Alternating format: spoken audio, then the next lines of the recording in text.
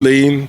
Those passes, the pass he gave Lewis Kelly to score was amazing. Yeah. And Lewis Kelly, again, young man at 18, my goodness, incredible courage on the ball, as relaxed as ever.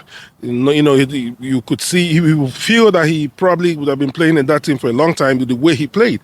And so, yes, the setup was great. Fordinand, though, on the right, was a bit out of place. I feel, maybe Jared Bowen and the rest of them could have.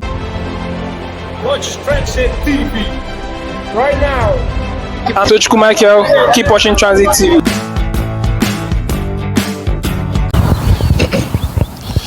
Tranzeet TV back again to the studio. Again, the home of football, they call it in Houston. You can see behind us the players are stepping in. We just want to do this right quick to give you our review of the international qualifiers for World Cup coming up next year in America. Some games we have played yesterday, and we have some results that came in. We're going to review the Nigerian game against Rwanda and how that group is shaping up. And of course, yesterday as well, England beat Albania 2-0 in their own qualifier. I'm here with my brother as usual, Ugum, to give you. Ugum, I don't know, how did you see those games yesterday? They were good. Nigeria already had a terrible start to the qualifiers. I think this was their 5th game, and so far they are on is it 6 points, 3 points? Yeah, 6 now. Yeah, six. They are 4th on the log. On the log, yeah. So they started really badly, and the approach, the body language of the new coach and the approach of the boys took yesterday was different from what I've seen so far from the national team. From Victor Osimhen, who led from the front, to Lookman, who supported him, and the rest of the team, the boys seemed up for it. They were motivated. You could see the way that we pressed. I mean, Nigeria never pressed the way they did yesterday in the past. It was so clear. They were focused on the task. They played as a team, moved forward as a team, defended as a team. Ndidi was incredible in the midfield, keeping it simple, keeping it taking over.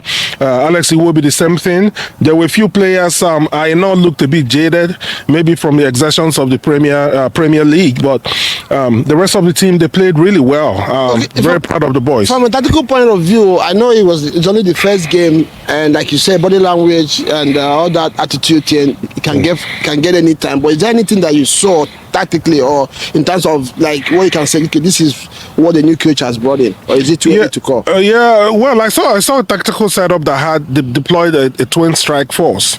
Typically, Nigerians don't usually play two central, forwards, playing from the central areas. Yeah. Not people come from the wings. They still play Chukwueze and Simon, but still played the double pivot of Osimhen and Lookman. And there was understanding there. You could see that it worked really more than ever. I mean, I didn't know that could work with Nigeria because nobody's really ever tried it. I thought the team was very balanced, and the coach did a good job with the tactical setup. Yeah, for me, I as well, before this game, it was almost like a hopeless situation for Nigeria. Watching that game yesterday, I had the commentators say they still have 5 games to go, and that gave me hope. From what I saw yesterday, just like you, I have hope, and I believe that this team will make it, because the first team on the log will qualify, the second one will play, I think, have a playoff before they can qualify. So it gives me hope. Nigeria plays Rwanda again in Uyo on Tuesday. If they win Zimbabwe, sorry. If they win that game, they probably will be 2nd or 3rd, and it becomes a little bit closer to make it to this round. And talking about the game yesterday, like you rightly said, if you look at it, the players that are on that team, and there's no reason why Nigeria should be struggling to qualify. I know though football is not played that way. I also saw, like you said, in fact, what you mentioned was exactly what I mentioned. I said, okay, Lookman is playing from central position. Osimhen is there as well, and Chukwueze played as well. So it looks like the guy knows these players and knows what he wants to do with them. So if they can probably put their head down and walk, I see Nigeria going through into this. I was talking to somebody over there now. I don't know. Let me ask you this question. The guys asked me, if Nigeria were to play England today, will you bet on Nigeria?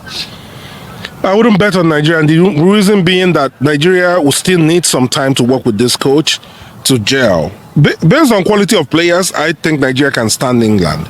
Right? But based on tactics, based on understanding, based on team play, based on focus on intensity, England will beat Nigeria right now because of the level that all the players play at, and their familiarity with each other.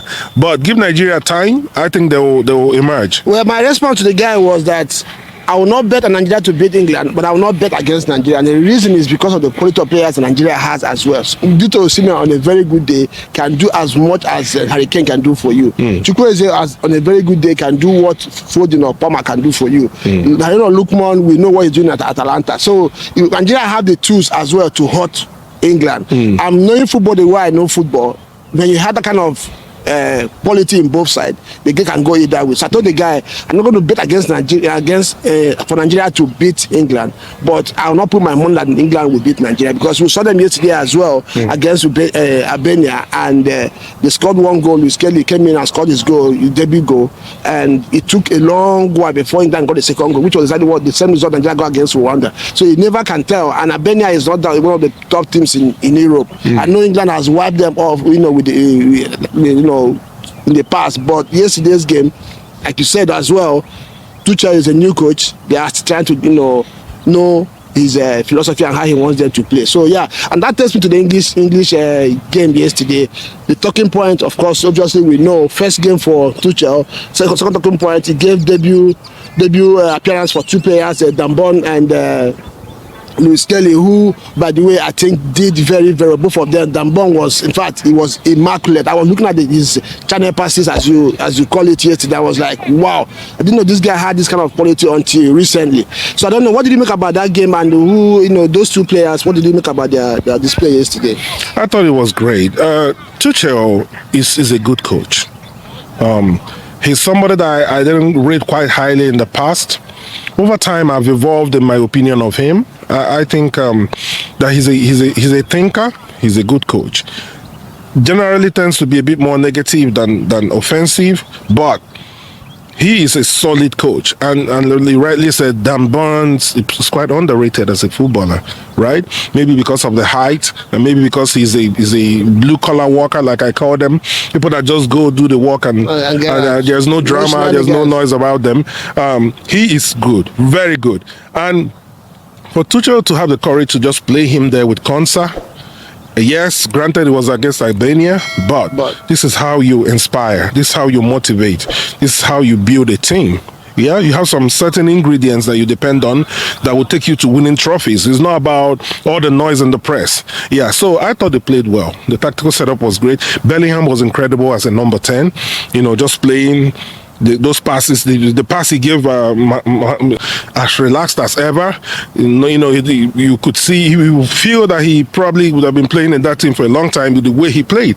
And so, yes, the setup was great. Foden, though, on the right was a bit out of place. I feel, maybe Jared Bowen and the rest of them could have done a better job.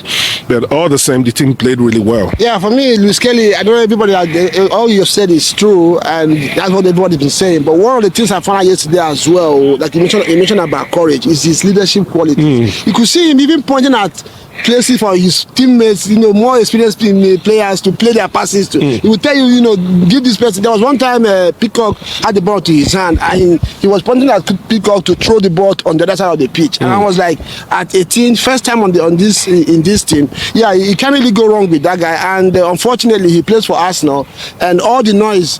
When he came in, remember when he did his celebration against Haaland, all the negative coverage by both mainstream media and social media, with what he did yesterday, the kind of silence that you see out there is really, in fact, it's silent but it's deafening, and it can show. I know that there's a lot of bias. One, he plays for us now. Secondly, of course, he has a kind of demography. We know all these things happen. Just let him do something bad tomorrow. You see how loud the noise is going to be. Yeah. But yeah, so I'm happy for the young man. You mentioned about Tuchel. I also share the same emotions.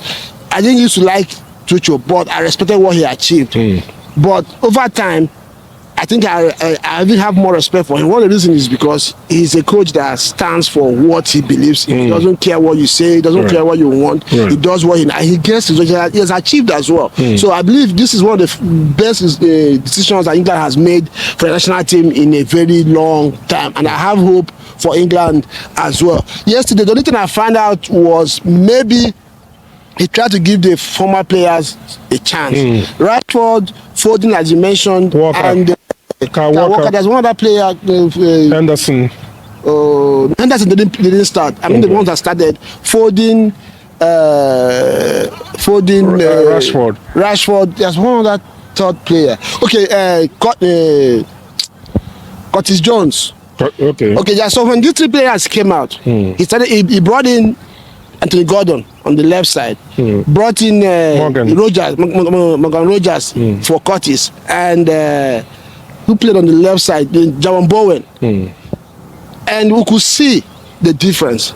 It showed that these three players that came in were more comfortable and better informed than the ones that started. So I just believe that going forward, probably this is going to be, because that Anthony Gordon boy in Newcastle, again, you and I spoke about him the other day as well.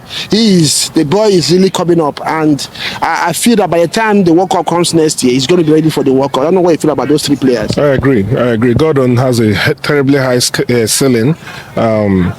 He's really, really good, and he's going to develop even more. Same thing with Morgan. I think that those guys play under top managers that will keep developing them, and England will be the better for it.